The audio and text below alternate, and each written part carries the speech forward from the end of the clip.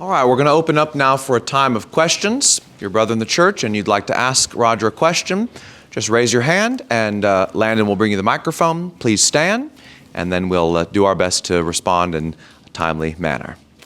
I'm not expecting any controversy, but man, there's a lot of people who know about singleness and marriage. Do I need to get ready? Okay.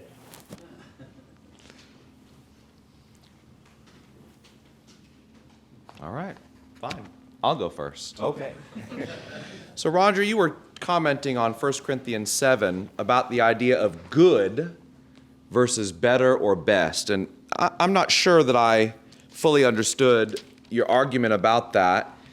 But there is actually a better later in the chapter. There is. Let's go there.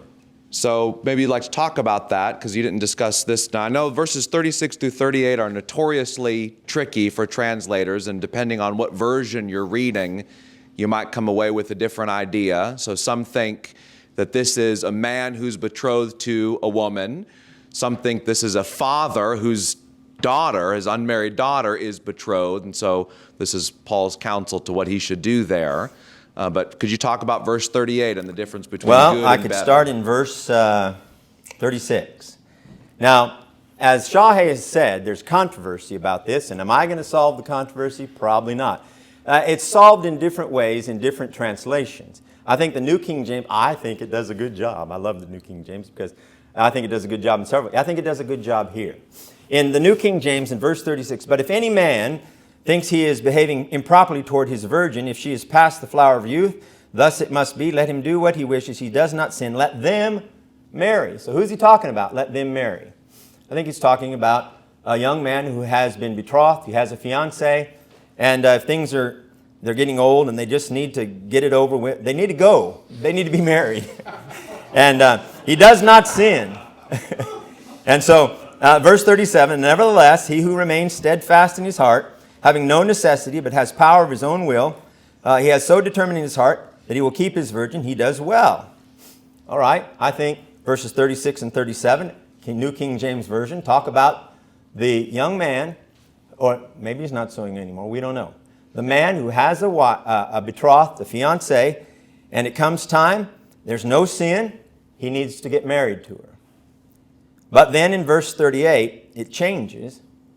And it says, so he who gives her, now it sounds like it's the father with a young virgin, a young woman, in marriage does well. It's okay. But he who does not give her in marriage does better. There's the better of this. Now, it doesn't actually, I thought about how I would answer this question.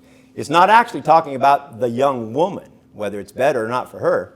He does better if in the present circumstances, he cannot give her in marriage.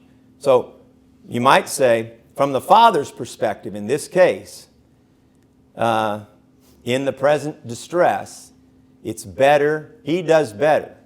Now if she goes ahead and runs away and gets married, unless she's breaking the law or something, or that marriage is still good. But the father, he does better. It's not saying that it's better for her to be married or worse for her to be married. The father is in the better situation if he can keep her single under that present distress. That's how I thought I would answer the question. Good. I plan to teach this verse to my daughter. Better. Oh, Austin Matt. If you can keep her single, it's better. There you go. Appreciate it. You were talking about how young men and young women need to, when it comes to how they serve the Lord, it really needs to emulate how married men and women serve the Lord in the same capacity.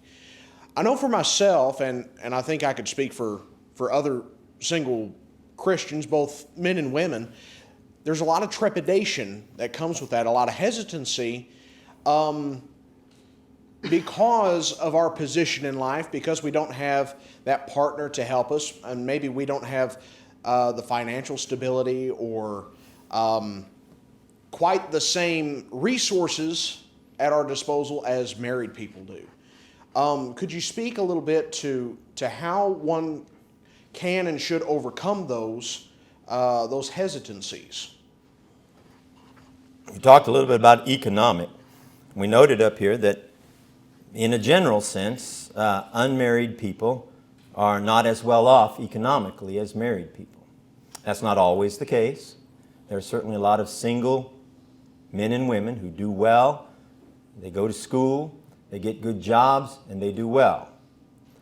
But statistically, overall, unpartnered people are not as economically as well off. And they have some problems because of that. Hospitality becomes a little more difficult, and you have to live within your means.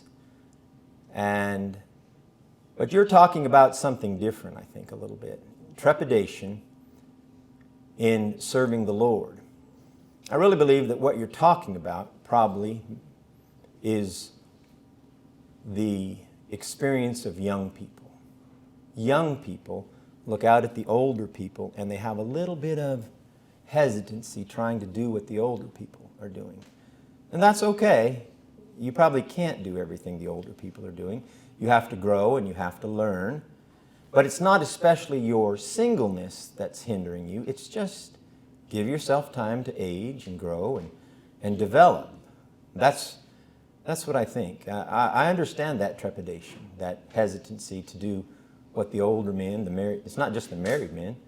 Sometimes we're looking at the older men to do what the older men are doing. You just have to let yourself have time to grow and not think that you can be everything at the age of 25 that you will be at the age of 45.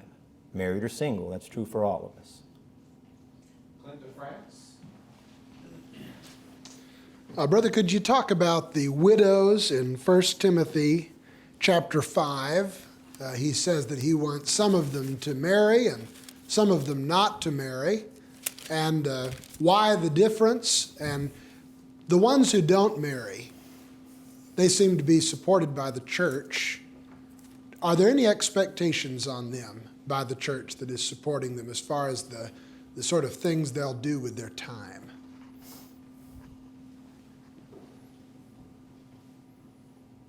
Well, I don't know exactly. I've heard that talked about before. But I don't know. You mean, like, what's she going to do? Is she going to, what are you expecting? Are you expecting her? And you might. I don't know if the church can hire a woman. I don't know if that's right. In fact, I don't think that's right. In fact, I don't think that we ought to hire, the church should have employees. But have that, say that as it may. I don't think we should hire the older women to do what? Clean the church building, or what are we going to hire them to do? I think our expectations of those women, our expectations are this, I would say. 1 Timothy 5, verse 10. She's well reported of for good works. If she has brought up children, it's past tense. If she has lodged strangers, if she has washed the saints' feet, if she has relieved the afflicted, if she has diligently followed every good work. I think that's what we would expect her to continue doing, what she's always been doing. That's what I would say. Okay, we've got several questions. So we're going to go to Dakota over here in the corner, and then Aaron Boone right next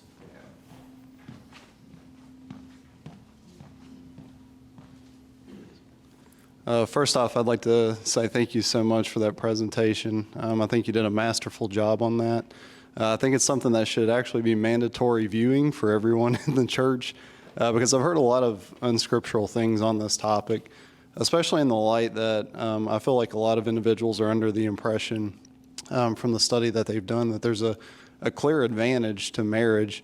And as you've pointed out throughout the study, when you actually look at the two things, there's a lot of burdens that can come with marriage and a lot of responsibilities that you might not have as a single person, especially with that singular focus in the condition that you're like Paul and you can truly be that singularly focused on serving the Lord.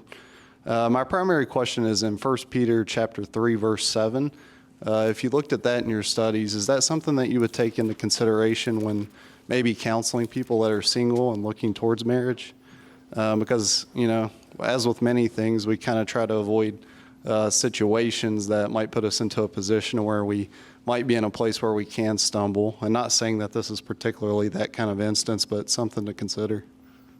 Can you fill out that a little more? What kind of a question are you? Let's read before you do that, 1 Peter chapter 3, verse 7. Husbands, so he's talking to married men, likewise dwell with them, I assume that's their wives, with understanding, giving honor to the wife as to the weaker vessel, as being heirs together of the grace of life, that your prayers may not be hindered.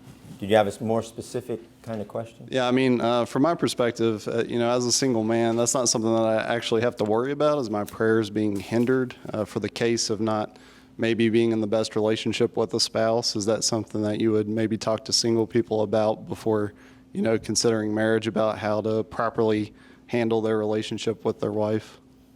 Well, sure. If someone was counseling a husband and wife, this would be a verse. Greg, do we read this verse when we're counseling people concerning marriage? I think we would. I think this is one passage that we would read. Husbands, you have a responsibility. In general, I'm not here to talk about husband and wife relationships, but in general, it's the husband's responsibility in leadership of the wife to be responsible to help maintain the relationship. When there's a problem, husband, sometimes you have to be the one. I'm sorry first. And that kind of thing. You have to take that upon you. If that solves the problem, you have to be the one. And, some men have a hard time with doing that kind of thing. He has to honor and respect his wife, is what this verse teaches. That your prayers may not be hindered. If you're going to have problems with your wife, it can affect your spiritual life, is what this verse is teaching us. So, that's one of those things married people have to think about. Marriage will affect your spiritual life.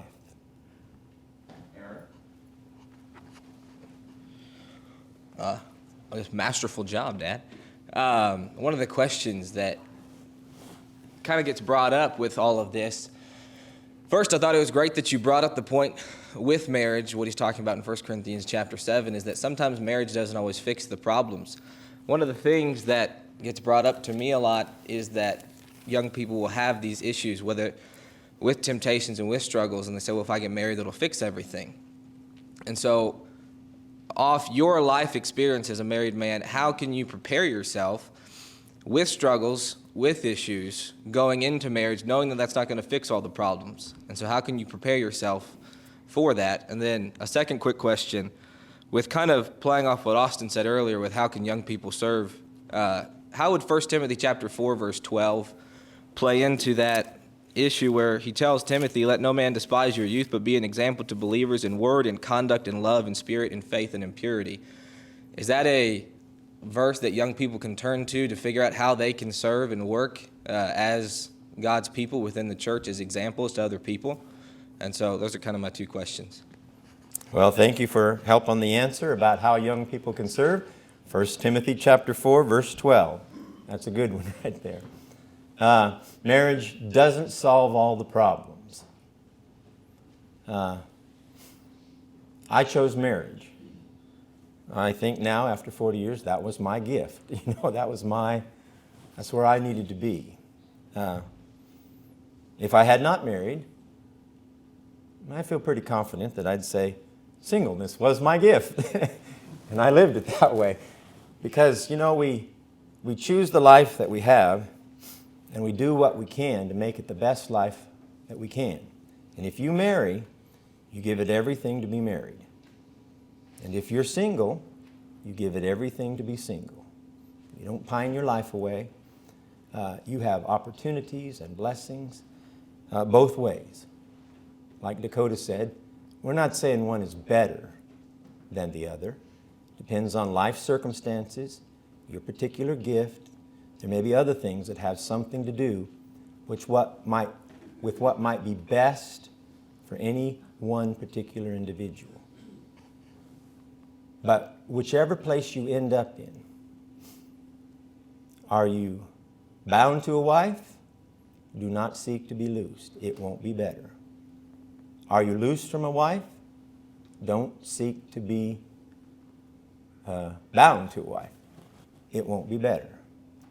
You work and you make the situation you're in the best it can be.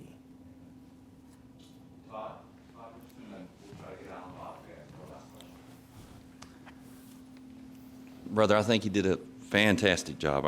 I think it was very balanced, and I really appreciate you showing us through the Scriptures that this is something that's positive from both aspects, both from the married aspect and from those who are single. I really appreciate that. I think that's helpful to all of us in whatever category that we are, but the most thing, whatever we do, let's do it for the glory of God, and I think that's something that you alluded to.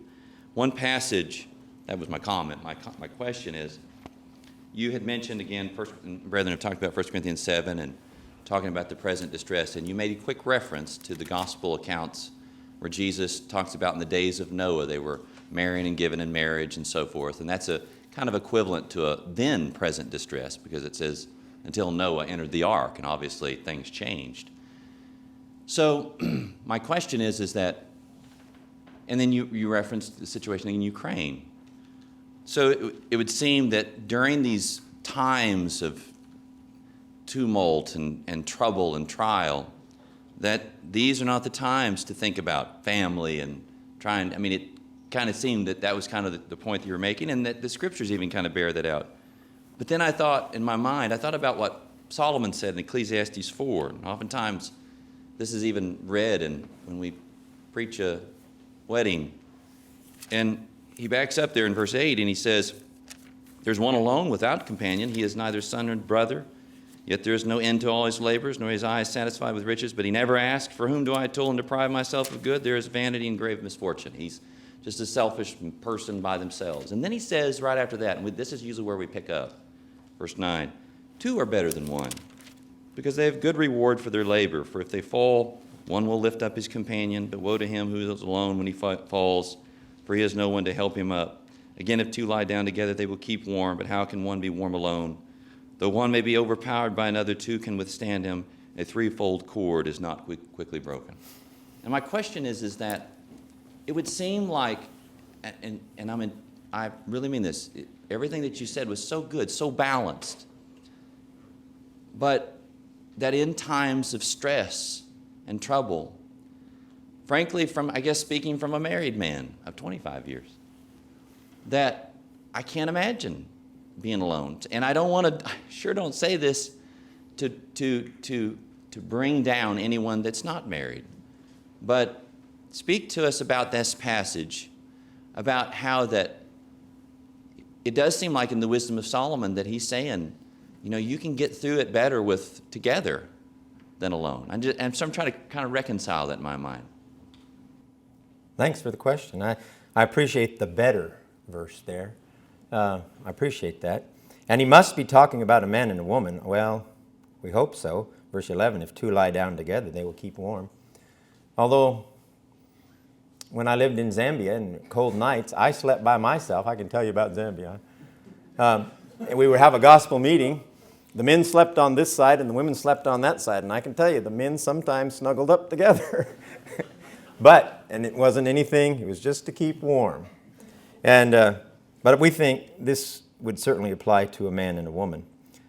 And I think, I'm a married man, I think this is right too. I think, like I said, it was a little bit of an eye-opener for me in chapter 7 to realize that he's saying married people have problems too. And so if you're married, don't seek to be loosed. And if you're loosed, don't seek to be married. I don't know if he's saying here already. I immediately thought, well, Solomon had 700. But, that's...